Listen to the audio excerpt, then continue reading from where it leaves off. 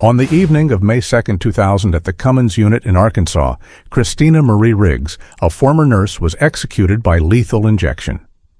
Not for killing a stranger, not for robbery or revenge, but because she took the lives of her own two children, Justin Dalton Thomas, age 5, and Shelby Alexis Riggs, just 2 years old. This case was shocking not only for its brutality, but also for the haunting question it raised: what turned a mother, an educated nurse with a profession, into such a cold-blooded killer? In today's video, we will explore everything from the last meal Christina Riggs chose to the final word she spoke before her life ended, a tragedy woven from depression, despair, and unforgivable decisions. The two victims in this heartbreaking case were Justin Dalton Thomas, 5, and Shelby Alexis Riggs, only 2 years old. Justin was a gentle boy who loved playing with toy cars and watching cartoons. Acquaintances described him as having bright eyes and a radiant smile, always curious about the world around him. Shelby, the youngest, was still learning to talk and walk with wide, innocent eyes and a smile that could melt anyone's heart. These two innocent children had their lives taken from them in their warm beds in their Sherwood, Arkansas home, the place they believed was the safest. The deaths of Justin and Shelby were not just a loss for their family, but an unhealable wound in the heart of the community. Christina Marie Riggs was born on September 2, 1971 in Lawton, Oklahoma, into a troubled family. From a young age, she endured sexual abuse from her cousin and a neighbor, leaving deep psychological scars. Christina's childhood was marked by alcohol, tobacco, and marijuana as she tried to escape her inner pain. At 16, Christina became pregnant and made the difficult decision to place the child for adoption. After graduating high school, she became a licensed practical nurse, striving to build a stable life. In 1991, Christina became pregnant with Justin by a man who did not acknowledge the child. Before Justin was born, she began dating John Riggs, a sailor, and they married in 1993. In 1994, she gave birth to their daughter, Shelby Alexis. However, the marriage quickly fell apart when Christina accused John of abusing Justin, leading to a divorce. She moved to Sherwood, Arkansas, to live near her mother for help with childcare. Christina worked at Baptist Hospital, but inside she was battling a storm of depression and psychological turmoil believed to stem from her traumatic childhood and the stress from the 1995 Oklahoma City bombing, where she had worked as a nurse assisting victims. Were these psychological wounds the cause that pushed her to an unimaginable act in November 1997? Christina Riggs quietly prepared a horrifying plan to kill her two children and commit suicide. With her nursing knowledge, she calculated everything meticulously. She bought amitriptyline, an antidepressant with sedative effects, from a local pharmacy. At the same time, she stole morphine and potassium chloride from Baptist Hospital, where she worked. Potassium chloride, a substance often used in lethal injections or cardiac surgery to stop the heart, was her primary choice to end her children's lives. On the night of November 4, 1997, at her home in Sherwood, Christina began to act. She mixed amitriptyline into water and gave it to Justin and Shelby to make them drowsy. After the two children fell asleep, she injected undiluted potassium chloride into Justin's vein. However, instead of dying instantly as she had planned, the 5-year-old boy woke up writhing in agony as the poison burned his veins. Panicked, Christina injected more morphine to ease the pain, but it was ineffective. In desperation, she smothered Justin with a pillow until he stopped breathing. Witnessing her son's suffering, Christina decided not to repeat the injection process with Shelby. Instead, she smothered the 2-year-old girl immediately. After both children were dead, Christina placed Justin and Shelby's bodies on her bed, covering them carefully as if they were still sleeping peacefully. Next, Christina wrote a suicide note explaining that her actions stemmed from severe depression and the belief that her children would be better off not living in a world she felt she could not protect them from. She then ingested 28 amitriptyline pills, a potentially lethal dose, and injected herself with potassium chloride. However, the potassium chloride missed her vein, causing severe burns on her arm, and she collapsed on the floor unconscious. 19 hours later, Christina's mother came to the house when she failed to show up for work and discovered the horrific scene: 2 dead children and Christina still alive, though in critical condition. She was rushed to the hospital and survived, but the tragedy was irreversible. As soon as she was admitted to the hospital, Christina Riggs was arrested by the police.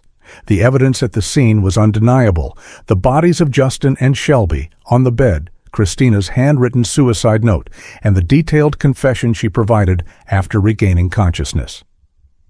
In a recorded confession, Christina described every step of her plan, from mixing the sedatives to smothering her 2 children. There were no cameras or witnesses, but her own testimony became the key piece of evidence. The investigation focused on the motive behind this horrific act. Investigators discovered that Christina had been struggling with severe depression and post-traumatic stress disorder, likely related to her abusive childhood and the traumatic experience of working with victims of the Oklahoma City bombing. She claimed she did not want her children to live in a world of suffering if she were to die, and she believed that killing them was an act of protecting them from an uncertain future. However, prosecutors argued that her motive was not just mental illness, but also selfishness and a feeling that the children had become a burden in her life. The question remained: was this a crime caused by untreated depression or a deliberate act from a disturbed mind? The trial of Christina Riggs took place in June 1998 at the Pulaski County Circuit Court in Arkansas. She was charged with 2 counts of capital murder. Prosecutors portrayed Christina as a selfish mother, arguing that she had planned to kill her children for weeks because they had become a burden on her personal life, which included frequently participating in karaoke contests and leaving her children at home alone. The defense argued that Christina suffered from severe depression and PTSD, which rendered her unable to fully comprehend the wrongfulness of her actions. During the sentencing phase, Christina shocked the court by asking the jury for the death penalty. She said, "I want to die. I want to be with my babies." She refused to present any mitigating evidence. The jury, after 55 minutes of deliberation, found Christina guilty and recommended a death sentence. Judge Marion Humphrey set the execution date for August 1998, but the automatic appeals process under Arkansas law extended the timeline.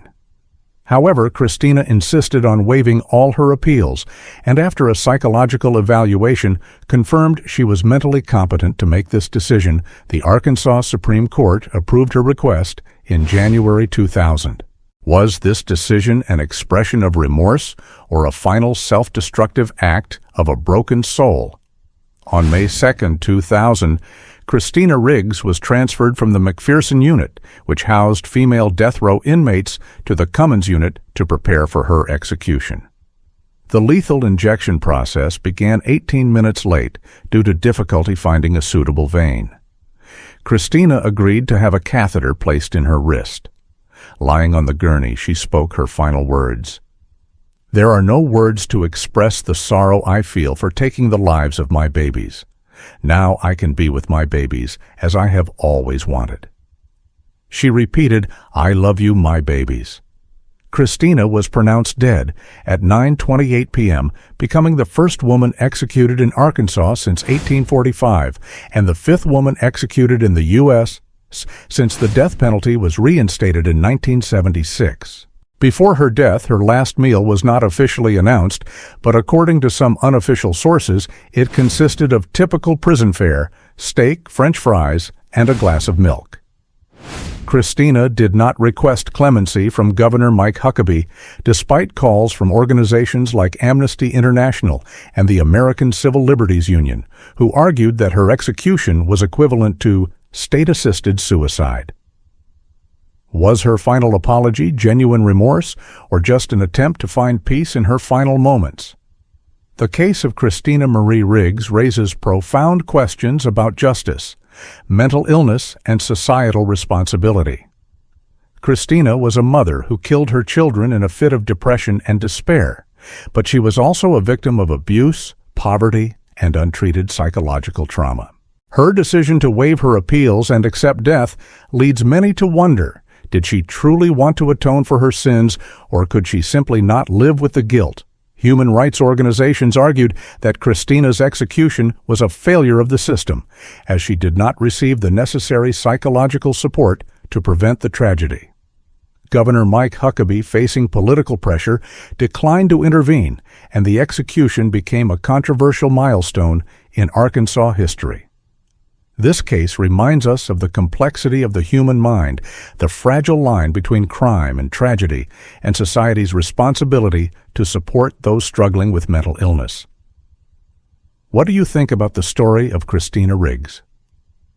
Was she a cold-blooded killer, or a mother overwhelmed by insurmountable trauma? Did the death penalty bring justice for Justin and Shelby, or was it just a sorrowful end for an already shattered family? Please share your thoughts to discuss this haunting case.